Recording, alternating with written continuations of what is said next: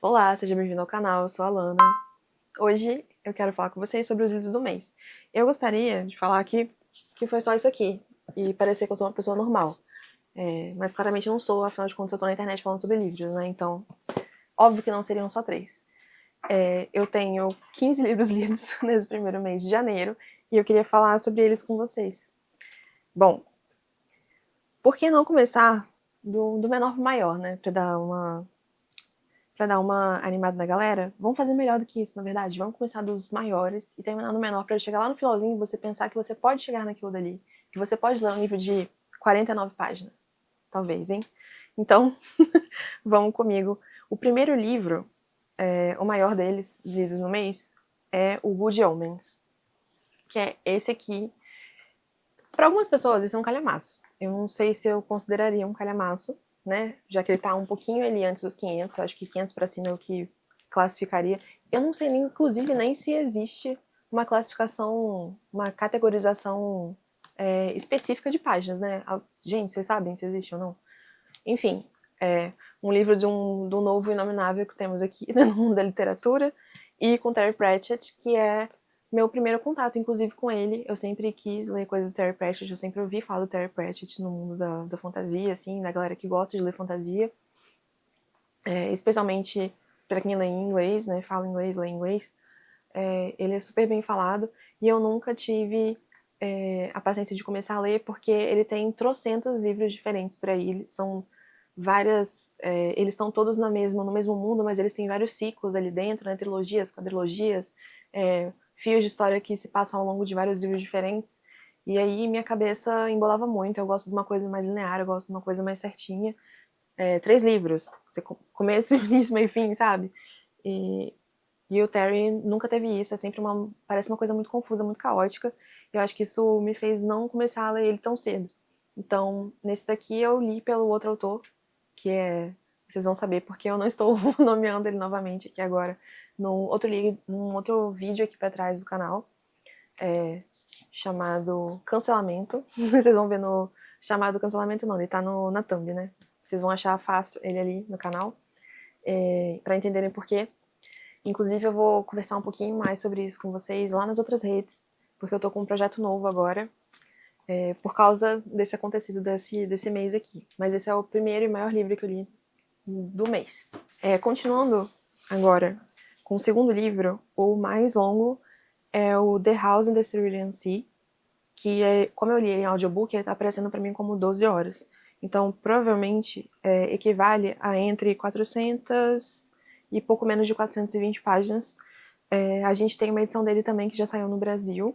Eu vou colocar aqui para vocês porque eu não vou saber de cabeça como é que foi traduzido, como é que foi o título traduzido, mas vai entrar aí para vocês verem direitinho. A capa é a mesma, que eu agradeci, porque muitas vezes a gente transforma as capas em coisas tão esquisitas, eu não consigo entender muito bem quais são as escolhas feitas. Mas, isso é questão pessoal, né, eu acho, né, do que eu acho bonito ou não, mas é que eu acho que essa capa faz muito sentido com a narrativa da história, e se eles trocassem, eu acho que ia perder um pouquinho. Achei bem divertido. Eu acho que eu tava esperando mais, porque o hype era muito grande nesse livro, especialmente quando ele saiu. As pessoas estavam falando super bem. Eu acho que quando ele saiu, ele era uma coisa muito diferente, assim. A gente não tinha muitos nessa categoria de uma coisa mais aconchegante, ou pra galera que gosta dos termos em inglês, numa fantasia cozy. Mas eu achei isso, achei legal, achei aconchegante, achei leve, mas eu acho que eu tava esperando mais. Talvez se eu tivesse lido junto com todo mundo na mesma onda, eu tivesse me encantado mais com ele. Enfim, mas super recomendo. Depois temos o Crimson Waters, que eu não tenho físico, eu li em audiobook também, dentro do vlog Piratas, que eu vou deixar pra vocês aqui embaixo, ou aqui em cima, pra vocês assistirem. É um livro de não ficção sobre vários piratas, vários navios, várias histórias de piratas ao longo da humanidade, em vários locais. Então, ele é um apanhadão. Ele é um grande apanhadão de histórias. Ele vai listando assim a galera e dá uma breve introduzida, assim. Ele faz um en passant daquela história daquele capitão ou daquele navio.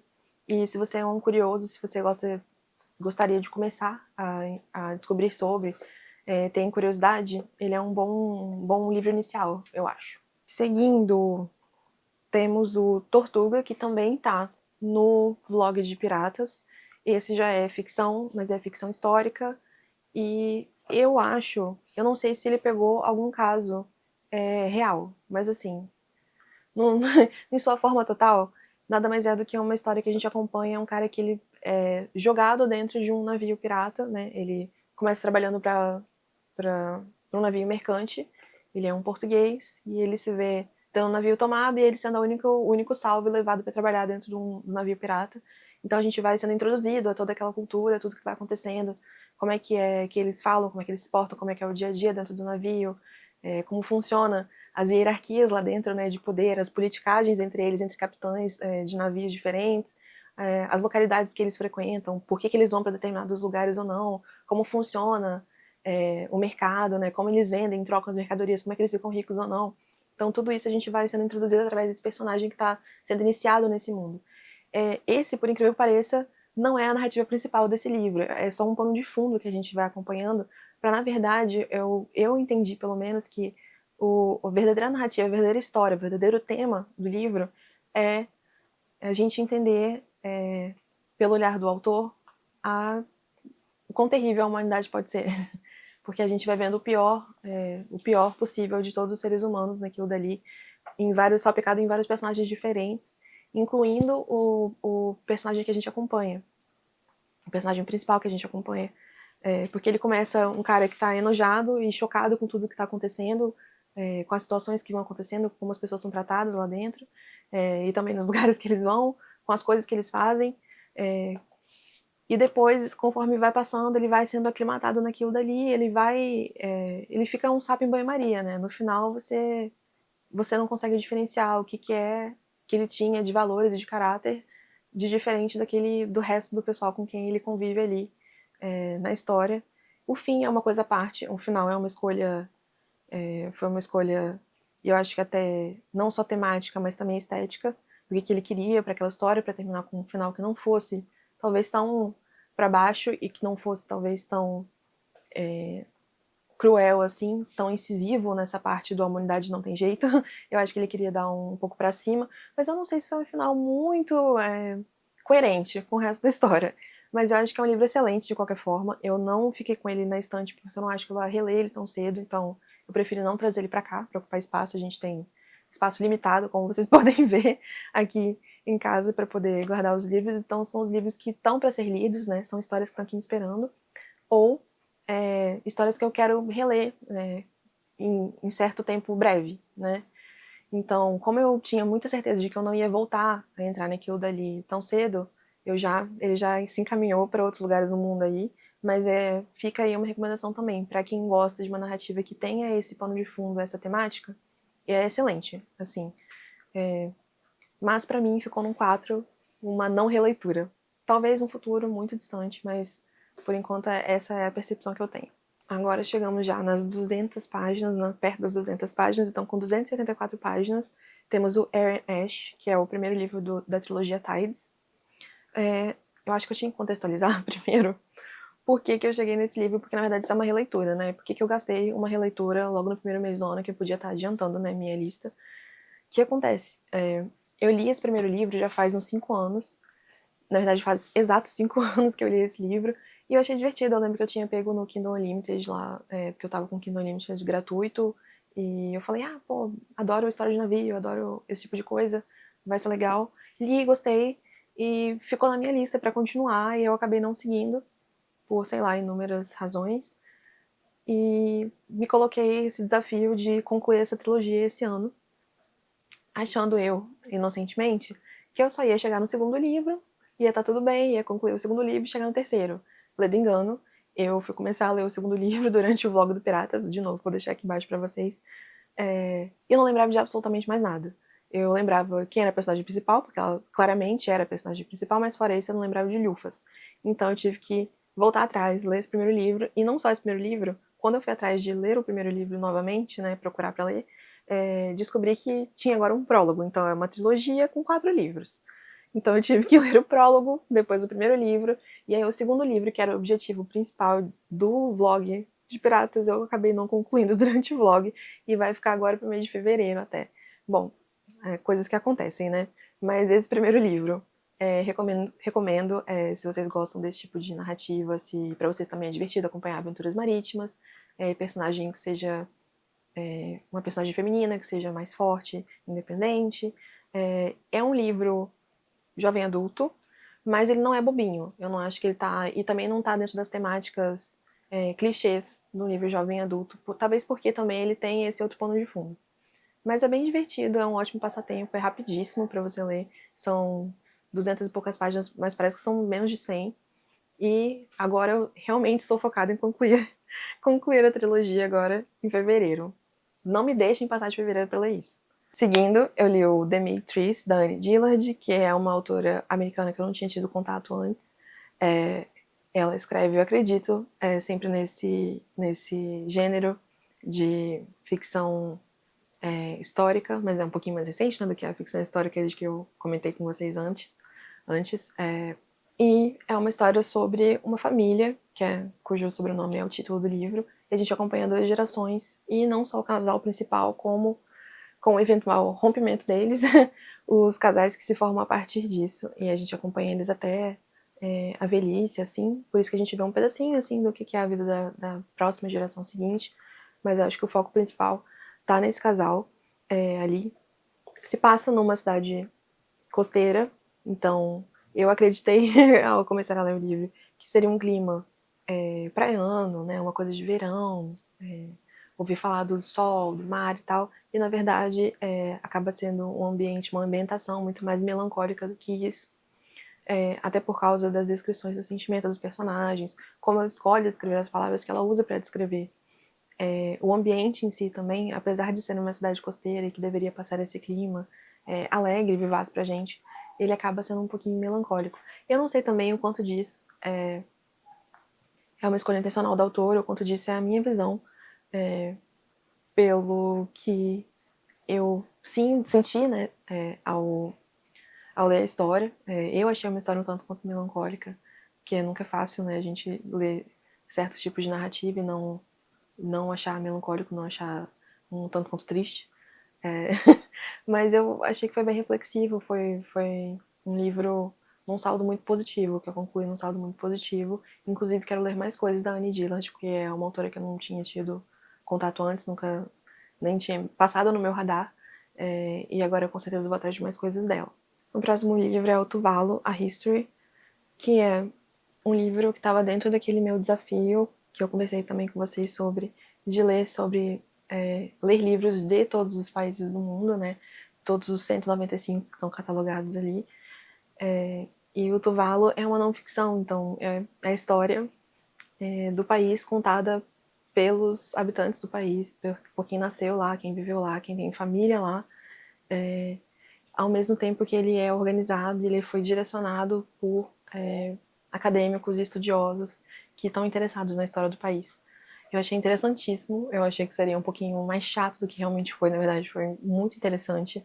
Eu fiquei presa, apesar de ser um livro de não ficção e acadêmico, eu fiquei presa no que estava acontecendo ali, as explicações sobre como funciona a hierarquia política, né, dentro de cada uma das ilhas, porque na verdade Tuvalu não é um país com um território unificado ali fisicamente, né, e na verdade são várias ilhas, é um pequeno arquipélago ali na Oceania, e cada uma dessas ilhas foi sendo povoadas em tempos diferentes, mas elas estavam sempre se comunicando de alguma forma, mesmo que talvez demorando um pouquinho ali, né? E cada uma delas tem um sistema levemente diferente, tem variações, assim, né? De sistemas econômicos dentro deles, como é que funcionava ali. E eu achei tudo muito interessante, especialmente as partes mitológicas, né? De formação. Eu sempre acho um barato ficar lendo sobre isso. Que a gente entender como é que é o gênesis, né? O gênesis daquele povo, como é que eles instituíram, como foi sendo formado, né? Para eles. Então, isso é uma coisa tão fundamental, né? Dos povos de cada região. Isso é uma coisa tão importante para a gente, para se entender, de ter uma identidade própria, especialmente uma identidade nacional. E é interessante como, mesmo tendo leves diferenças, né, ali entre eles se consideram um país em si. Acho que eu podia ficar aqui falando de várias pequenas coisas ao longo do livro que eu achei interessantíssimas, até assim, competições, como eles dividiam quem ia fazer a cerimônia, quem é que dança, então tem famílias responsáveis para cada coisa, as funções dentro dos grupos ali, as subdivisões, como foi a partir do momento em que tiveram pessoas vindo de fora, né, quando começaram a vir os brancos, como eles chamam, na verdade, como começaram a vir os europeus lá visitarem, fazer trocas, como tudo foi sendo mudado a partir daquele momento, né, até aquele momento eles não tinham necessidade de lidar com dinheiro, a troca das coisas, então todo mundo tinha sua função, todo mundo contribuía com sua função, e as coisas giravam conforme ia acontecendo, né, todo mundo tinha seu papel e não existia necessidade de alguém ter um intermediário de troca para as coisas que existiam ali dentro, né, da comunidade, que estavam todos convivendo juntos, em simbiose, e tudo isso foi sendo mudado a partir desse momento.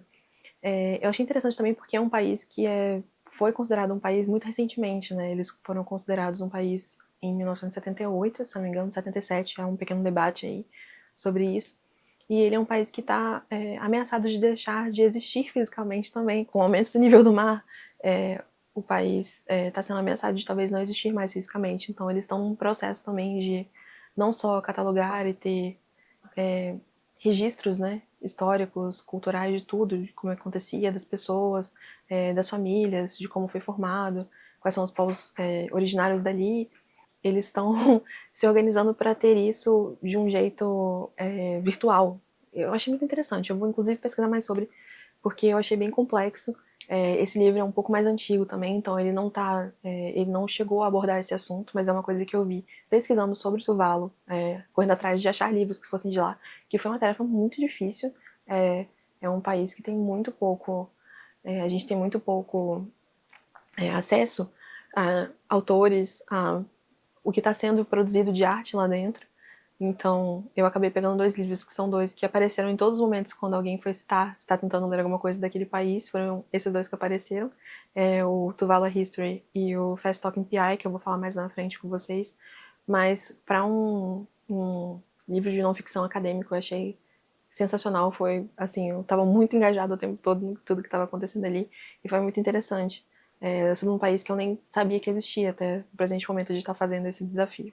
O próximo livro é Pet, cujo autor é a Craig Mazey, e ele é um livro de fantasia, acho que a gente podia também falar talvez de ficção científica, ficção especulativa, tá no meio dessa tríade aí, e ele é um jovem adulto, inclusive ele é um jovem adulto bem mais pra jovem mesmo, né, às vezes a gente fala jovem adulto e parece que é pra pessoas de 25 anos, esse é um jovem adulto que realmente é para jovens adultos, assim, uma galera que tá ali na faixa dos 10 até os 15, talvez. E ele é um livro bem delicado, eu acho que no formato que ele escolhe tratar dos assuntos que ele trata, que são assuntos um pouco pesados, assim, né? E são coisas que acontecem no dia a dia, né? A gente vê todos os dias alguma notícia sobre, né, acontecendo isso com crianças, com adolescentes. Mas ele escolhe uma via do fora do comum, né? Do irreal, do fantástico, para tratar disso de uma forma leve, assim. Leve, eu não sei se exatamente leve é a palavra. Talvez a palavra certa me falte nesse momento. Mas eu achei que ele foi brilhante no jeito que ele escolheu tratar disso. Porque ele fala de monstros, ele fala da família, do papel importante da família e também da comunidade que a gente tem de suporte em volta da gente, na nossa cidade, na nossa escola. E que a gente, acho que toda criança, todo adolescente deveria ter essa comunidade de suporte, a família de suporte.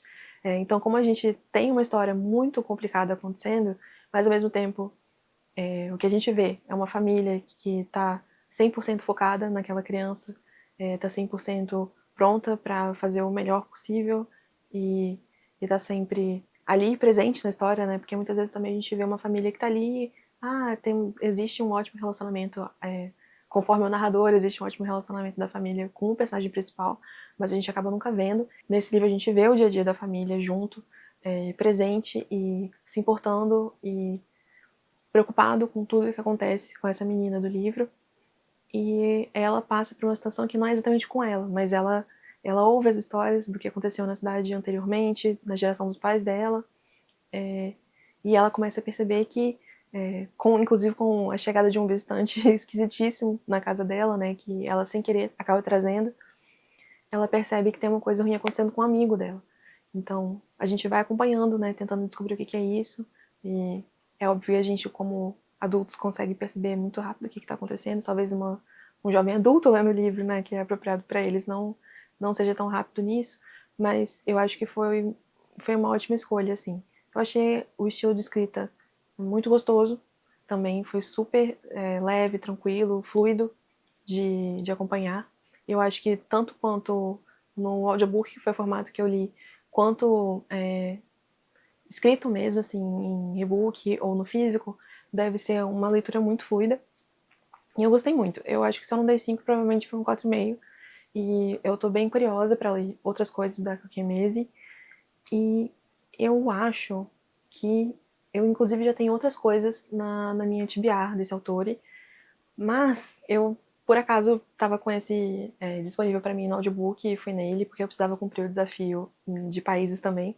Então esse foi um escolhido para Nigéria, que na pesquisa assim superficial que eu faço sempre para tentar entender um pouquinho do país, eu descobri que é o país mais populoso da África. Então a gente tem muita opção de autor, de livro e tal. Então para mim foi uma delícia conseguir achar uma coisa para ler de lá, porque tinha muita opção, tinha coisas inclusive na área especulativa, né, que é onde eu prefiro, assim, o meu gênero favorito tá ali, uma coisa de ficção científica, uma fantasia e tal. Então, como tinha uma abundância de opções, eu pude escolher exatamente o estilo que eu sabia que eu ia gostar, eu tinha certeza que ia ser legal para mim, o que já não aconteceu com o Tuvalu, por exemplo. Então foi meio que um tiro certeiro isso daí. Mas eu tô muito satisfeita com essa leitura, porque já é mais um autor que vai pra lista de pessoas que eu posso procurar depois para ler mais coisas que eu provavelmente vou gostar. E é muito recomendado para todos, não só os jovens adultos que tá ali dentro da categorização, tá recomendado para os adultos também. Próximo livro, ele é do Dr. Moreau, que é um livro que eu fiquei surpresa de saber que eu não tinha lido antes. É um absurdo isso, eu tô inconformada de saber que eu não tinha lido, porque é um livro super fininho, é um clássico dentro da literatura especulativa, né, fantástica. E, no caso, inclusive, eu acho que ele pode ser considerado, inclusive, ficção científica. Mas eu nunca tinha lido, então eu fui, né, tirar esse atraso aí da minha vida e eu fui ler. Então ele é super rapidinho, acho que ele tem 160 páginas, provavelmente. Eu agora tô com ele vindo pra mim, né, na versão física, eu li ele no audiobook. Mas é um livro que eu acho que mais do que ler pelo entretenimento puro e simples, é um livro que eu precisava para as minhas bases, assim, né, de referência para entender muito da literatura que a gente tem contemporânea, mesmo que seja literatura de gênero. Eu vou, inclusive, abrir esse parênteses aqui, que eu acho que talvez no Brasil a gente tenha muito essa percepção de que literatura de gênero não é uma literatura ok, não é uma literatura intelectual, não é uma literatura inteligente. E pode muitas vezes ser assim. Fantasia pode ser inteligente, ficção científica pode ser inteligente, romance pode ser inteligente, literatura de crime pode ser inteligente. Não tem razão de uma coisa que seja divertida também não possa ser enriquecedora para o nosso intelecto, para nossa vida. E eu acho que muitas vezes eu faço essas escolhas também, assim, de ir atrás do que é formativo de cada gênero, porque ele acaba sendo base de muita coisa que veio depois. Então é muito bom quando eu leio, é muito gratificante, inclusive, quando eu leio coisas mais recentes, de autores mais contemporâneos, e eu vejo, isso daqui é lá do fulano, sabe? Isso daqui eu vi naquele livro lá. Então eu gosto de fazer isso tanto com livros quanto com cinema. Porque eu acho que é muito legal a gente conhecer as referências que vêm mais pra frente, porque isso, inclusive, acaba nos conectando mais com o autor. Você sabe de onde ele tirou aquilo dali, então você sabe que ele também viu aquilo, ele também passou por aquela experiência. E ele achou aquilo interessante o suficiente para incorporar isso na linguagem dele de arte e trazer isso e mostrar isso para outras pessoas também. Então, tem muitos livros que talvez eu leia que eu não vá achar tão excelente, assim, na narrativa dele, na história que ele tá falando, na temática, nem muito interessante, nem que seja um ótimo entretenimento, mas ele é super importante para entender as outras coisas que eu acho isso tudo hoje em dia. Então, esse livro especificamente, eu acho que tá mais nessa categoria, talvez.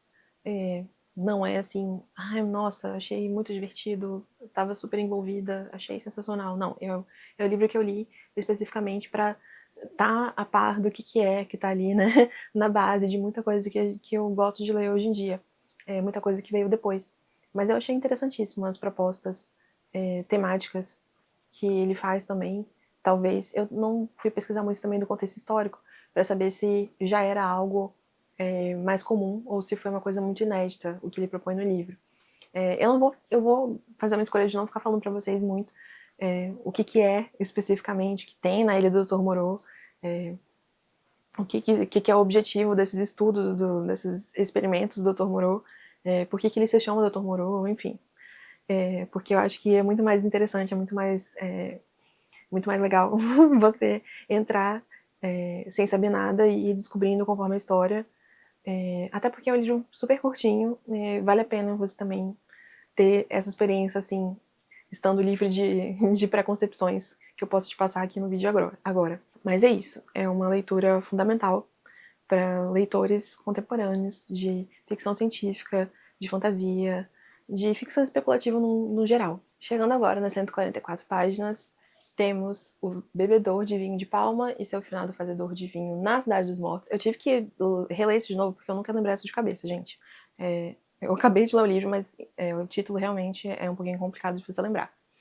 Mas isso aqui nada mais é do que um clássico de fantasia, ou... Eu acho que sim, pode ser considerado... talvez seja considerado fantasia, não sei. Ele é um meio do caminho muito esquisito, mas é muito interessante. E ele tá dentro dos clássicos de ficção nigeriana / ficção africana.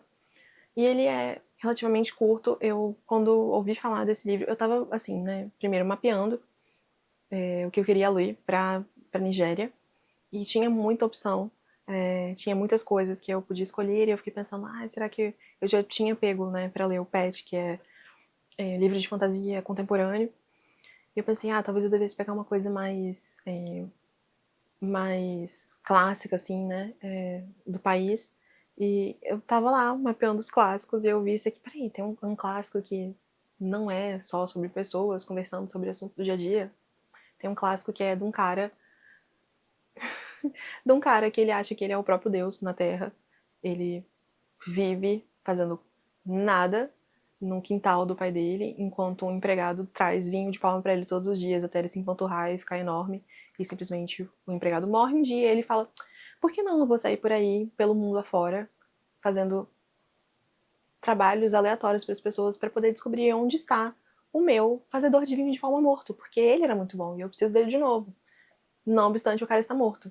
É isso, basicamente é esse livro.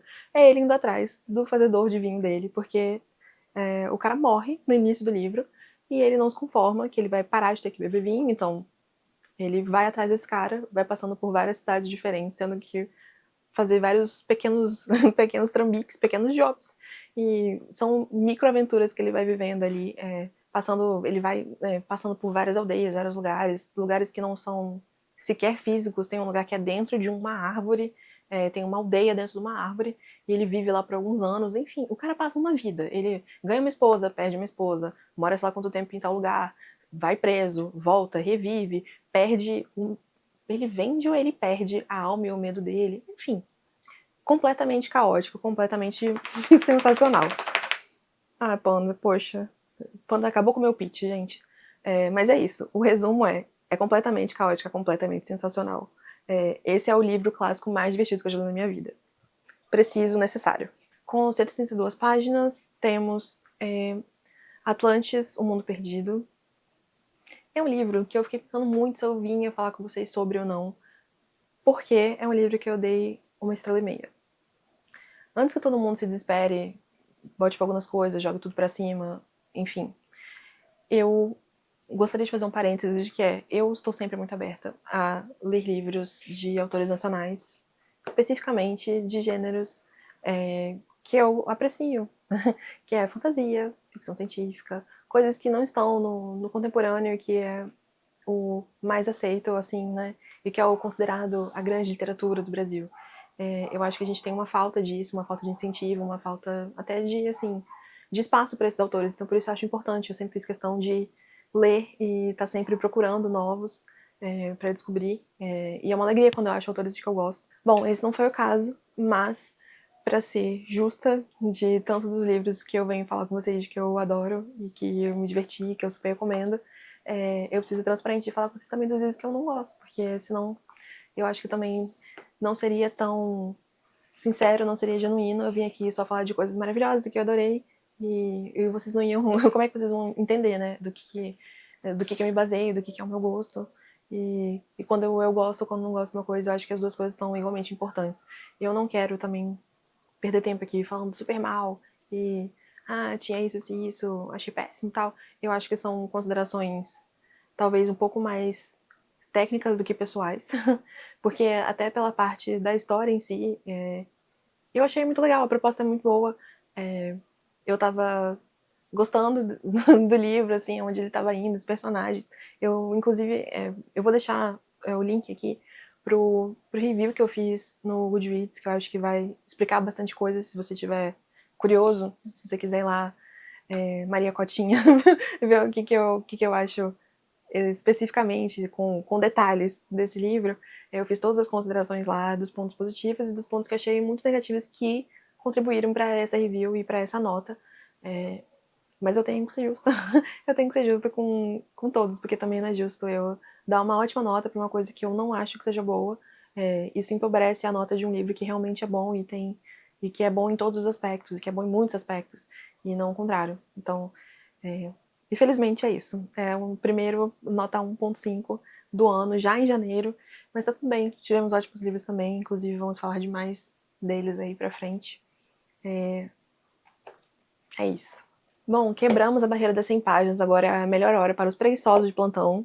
Com 96 páginas temos Náufrago Mores, que é o livro que talvez eu estivesse mais empolgada para ler de todos esse mês, porque é uma HQ que eu tô namorando há muito tempo. Mas, gente, a HQ, vamos ser sinceros, a HQ não tá fácil pro bolso de ninguém ultimamente, então ela ficou lá no meu carrinho da Amazon, sendo namorada e observada durante muito tempo, até eu ter ideia, por causa de um livro específico que eu queria ler esse mês.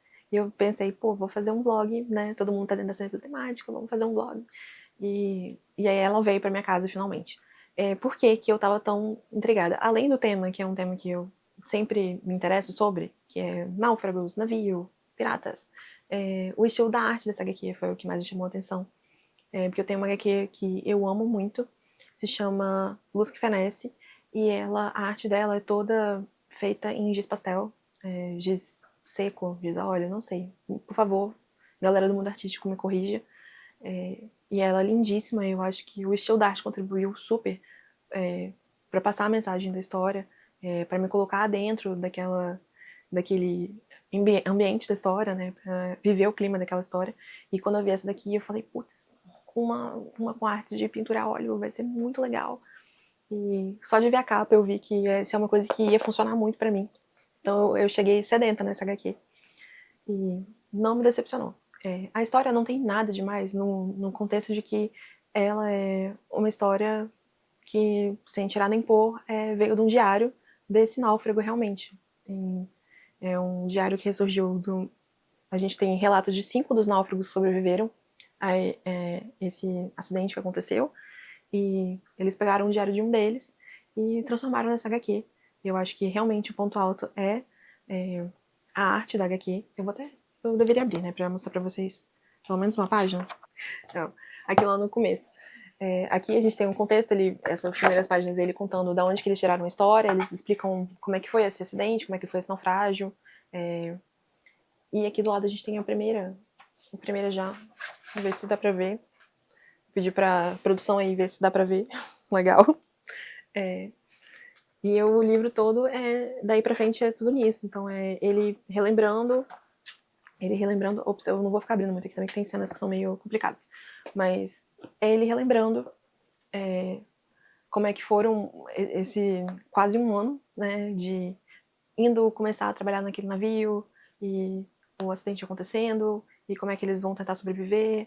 Nossa, e passam por tudo. É tão surreal tudo que acontece com ele, que parece que é uma história inventada, mas é uma história real. Então, eles ficam presos numa ilha, a galera tem que se dividir e fazem botes de restos de navio, e vão parar morando com índios, e viram escravos, e são vendidos, e são trocados por um pedaço de um pedaço de metal, e voltam de volta, e vão presos, e sabe, é uma saga assim muito louca, e é muito difícil até da gente, enquanto vai acompanhando a história, ficar lembrando de que isso é uma coisa que realmente aconteceu com alguém. É difícil de ler isso aqui e não ficar achando que isso aqui foi algo inventado, de a gente ficar tentando lembrar de que isso é algo que realmente aconteceu. É claro que o quanto a gente pode confiar que isso realmente aconteceu nesse relato dele, é o quanto tem um pouquinho ali de pitadas, né, do que ele achou que convinha contar, do que ele achou que seria mais interessante contar, do que ficava melhor para ele, né, como pessoa parecer, né. Mas, de qualquer forma, foi muito, muito bom, foi uma ótima leitura. Foi muito mais rápido. Eu tentei, gente, ler isso mais devagar, mas foi impossível ler isso mais devagar.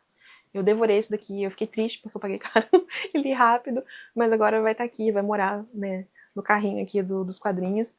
E eu com certeza vou reler de vez em quando, provavelmente na época do verão, que é uma época que eu gosto de ficar relendo esse tipo de coisa. Mas é muito bom. São dois autores argentinos, que eu achei interessante, né? Que é uma história de um americano, e ele tá aqui traduzido em português, são dois argentinos que escreveram, mas o quadrinho possibilita isso, né? Porque é uma história, querendo ou não, universal. Alguém que foi trabalhar, se perdeu pelo caminho e demorou mais de um ano para voltar para casa depois de ser vendido, escravizado, passado fome e, e orado a Deus para simplesmente não voltar. Mas enfim, é isso. Náufrago Moras. Chegamos a First Command, que é o prólogo, o famoso, dessa incrível trilogia de 4 livros. Ele é o 01, 05, talvez, que eu tive que ler para chegar no segundo livro, que eu não consegui chegar nesse mês. É uma triste história, gente. Eu não consigo parar de falar dela, porque realmente nem eu tô acreditando que isso aconteceu. Que me propus a ler um livro, tive que ler 2 antes disso e não consegui ler o livro. Mas enfim, First Command é um livro da Alex Liddell também. Eu li ele em e-book. Ah, não, perdão, eu li ele em audiobook. Os outros eu acabei lendo em e-book, mas esse eu não consegui achar a tempo, nem no valor ok, em e-book, então foi pelo audiobook mesmo. Mas ele é um prólogo bem curtinho, fala sobre a vida da personagem principal na marinha oficial do país dela lá, né?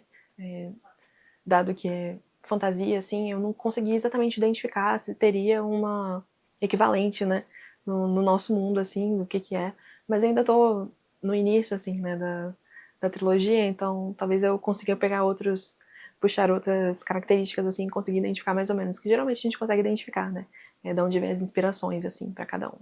Mas nada mais é do que isso, é ela entrando pra marinha, ela começando a vida dela ali naquele trabalho, dela sabendo como lidar dentro de um navio, dela entender como ela precisa se posicionar para ela ser respeitada lá dentro. A gente começa a ver uma construção, né, da personalidade dela se formando ali, que é o que a gente vai ver mais, com mais força, nos livros da trilogia em si.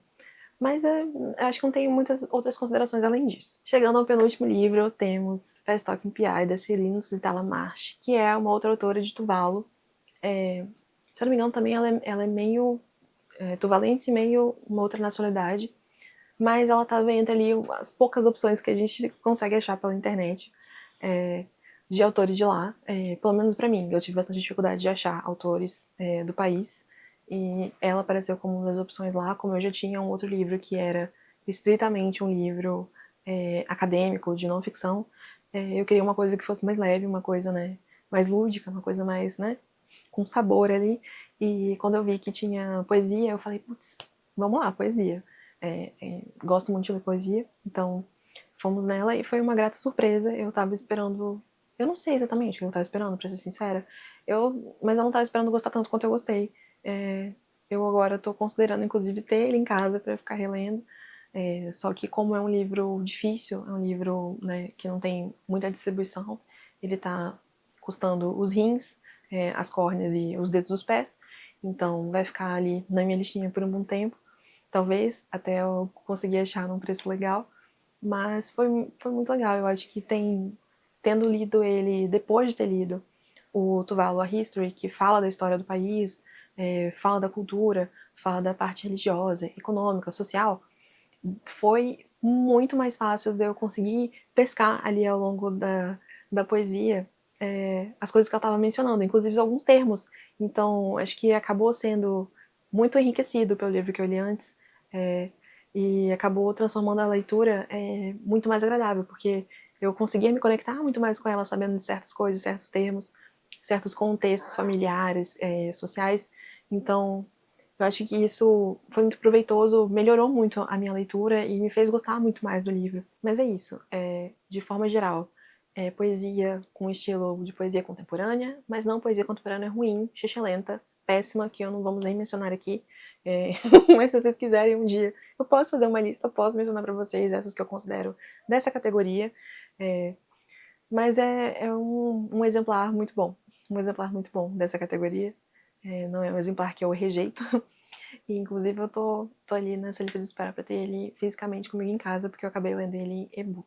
Agora sim, chegamos ao tão esperado livro de 49 páginas, para você conseguir concluir um livro no ano e já bater a meta do brasileiro. E o livro de 49 páginas que eu tô falando é o Hunting of the Snark, do Lewis Carroll, que na verdade é um poema bem comprido.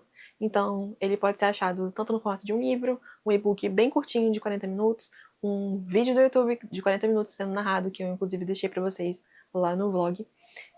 Ou ele pode também ser uma paginazinha, você vai rolar a página 2 ou 3 vezes e você vai ler o livro todo, porque ele é um poema comprido. E como toda a produção assim, de Lewis Carroll, ele é um grande nonsense. Ele tem um fundo, assim, um cheiro, um perfume de uma narrativa.